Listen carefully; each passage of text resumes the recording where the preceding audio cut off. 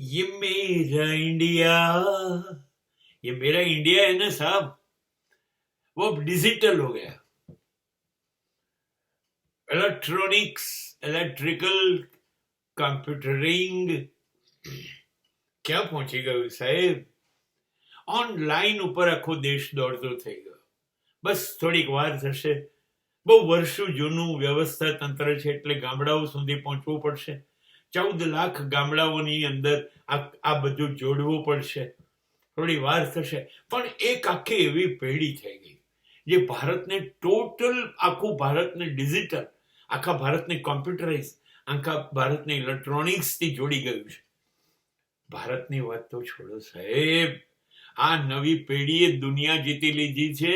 આજે વર્લ્ડની અંદર આઈટી ક્ષેત્ર, ડિજિટલ માટે, ઇલેક્ટ્રોનિક્સ માટે અમારી સેકન્ડ જનરેશન, બીજી પેઢી અત્યારે પૂરા વિશ્વમાં છે.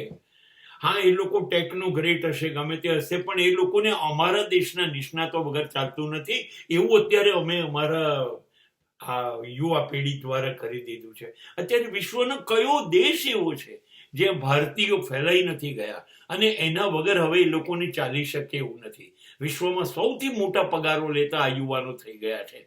આનાથી વધુ કોણ બોલી શકે? ये मेरा इंडिया કોણ બોલી શકે?